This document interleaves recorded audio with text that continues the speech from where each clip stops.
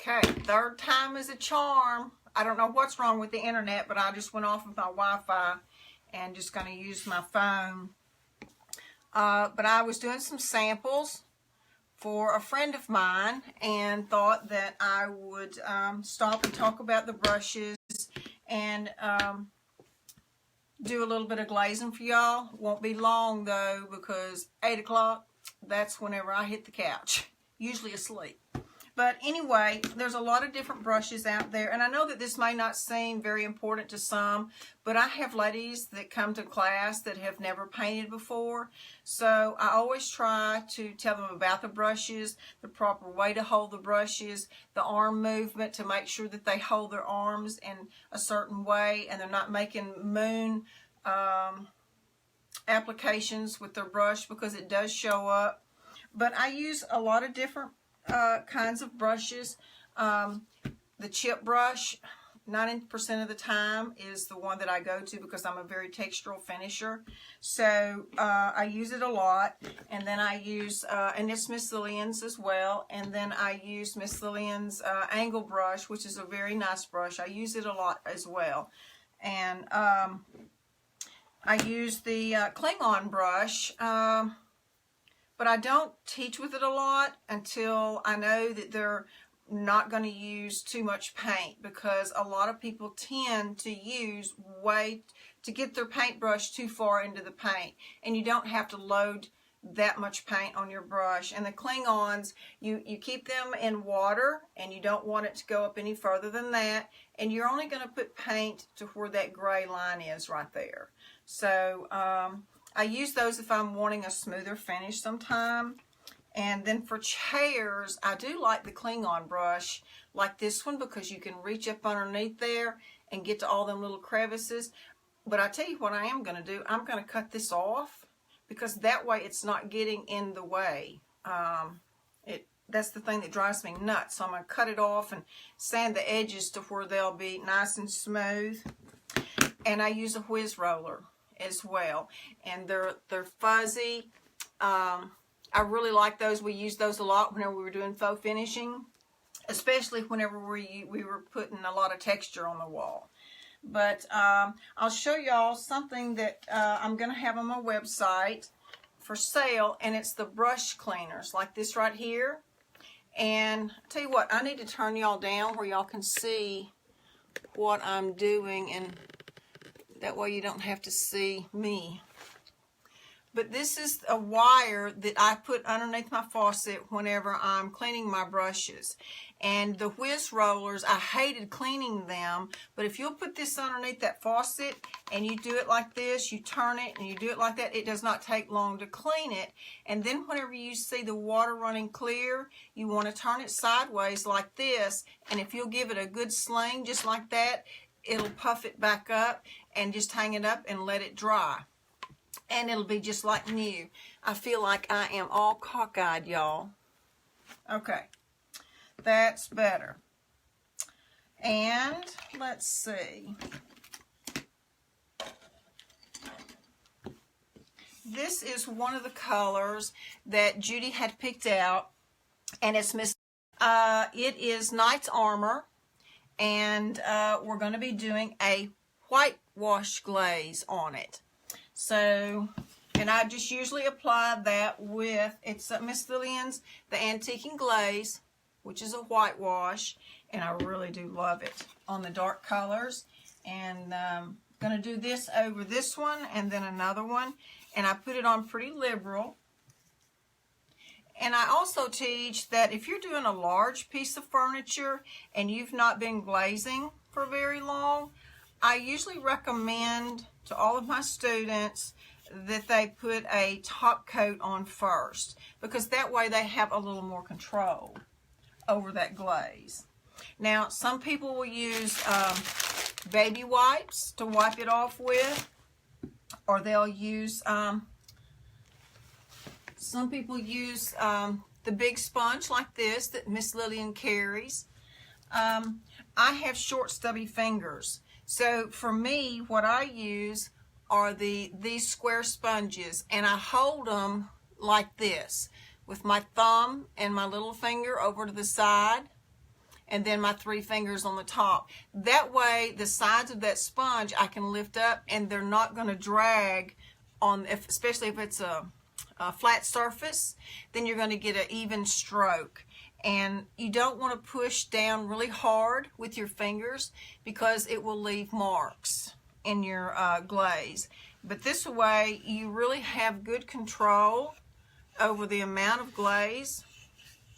Of course, if you can hold your board still, that helps. And the sponge is damp. I just wet it and then I wring it out, and then I can turn it. And you can see that that leaves that white antiquing glaze down in there like that. And you want to let your glaze dry really well. I always wait the next day before I put a top coat on.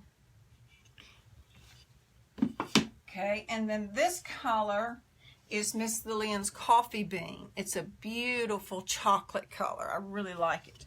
But Judy wanted to see a whitewash over the brown and the dark gray. And I am putting a pretty liberal amount on because I do want some to go down in the crevices. And later, another video, I will show y'all about Miss Lillian's gel stains. They are absolutely gorgeous.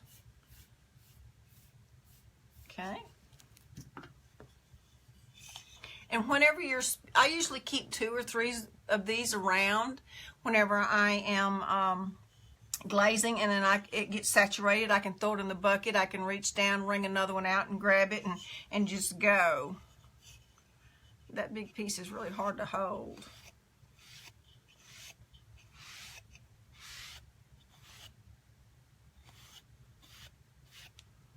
Okay, and I'm just going to turn it because I want more of that glaze off, but I want more left in the crevices. See, that is that simple. It's hard to really see without the shine there. And y'all, if y'all have any questions, I'll answer them at the end whenever everything is done. And there's not too much in there, but I will go ahead and wring that out. Oh my gosh, and my bucket has a hole in it because it's leaking. But that's okay.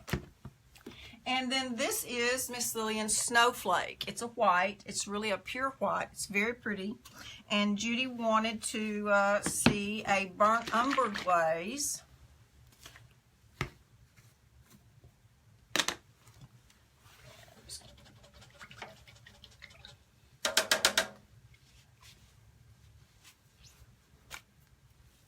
And as you can see from using that wire right here to wash those brushes, you can see this is very well used, okay? There is no paint buildup on the top edge here like it normally does. I just always hated that. Okay, this is Burnt Umber Antiquing Glaze by Miss Lillian's over the Snowflake.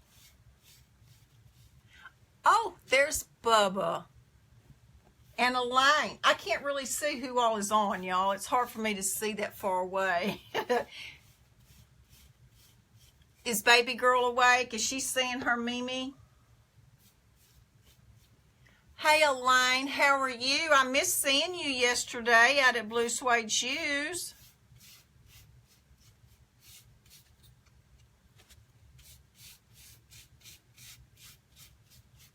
And y'all, you need to check out Blue Suede Shoes. Tomorrow night is Vintage After Dark. And they have snacks and some drinks. And I'm doing a free demo as well, back in the back. And I'm going to be talking about Chalk Couture. So if y'all don't know about it, y'all need to stop in and check it out. Okay, I am going to use the same sponge just like I did. And really, it just depends on how much you want to take off. That's really pretty. I like that. And you can even, see, you can even get it down into the edges. And I'm getting it a little soaked, so I'm just going to move it. And I'm going to take more off so that you can see how easy that is. See, that looks really old. Of course, it hurts because y'all can't see because it looks damp and all shiny. Alrighty. And I'm going to show y'all a couple of new colors that we got in that I'm excited to try.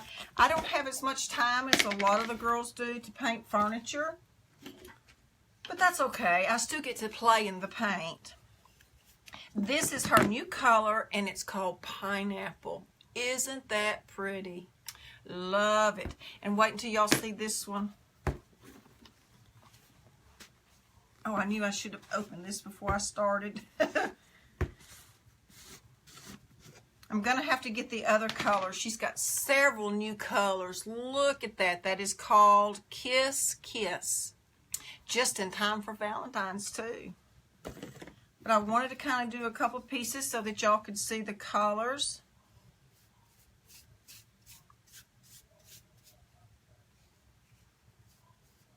And this is Miss Lillian's angled brush. And I love her paint because it just levels right out. And boy, I'm just slopping paint all over my computer.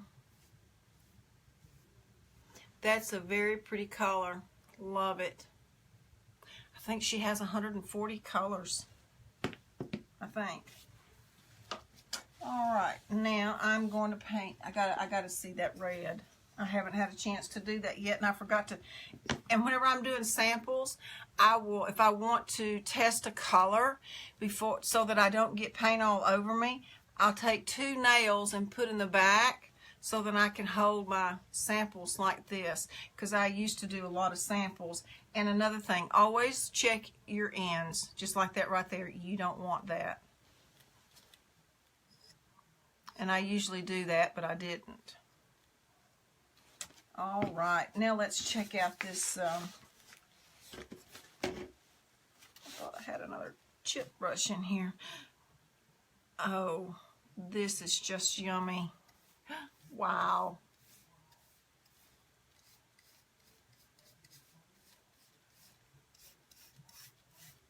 That is so pretty. I think whenever I show y'all the gel stains, I will be using tobacco over this color. And look at that. That was a dark color.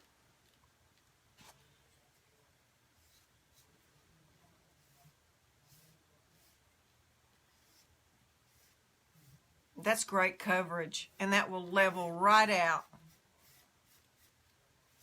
And also, whenever I do this again, I'm going to be talking to y'all about Marilyn's soy wax bar. They're fabulous. They can give the most original looking distress that you've ever seen. It's really easy to use. You just kind of drag it where you want the chippy look to be. But I will show y'all that the next time. That's always a big hit in class. That is a beautiful color. Kiss Kiss, it's brand new, just got it.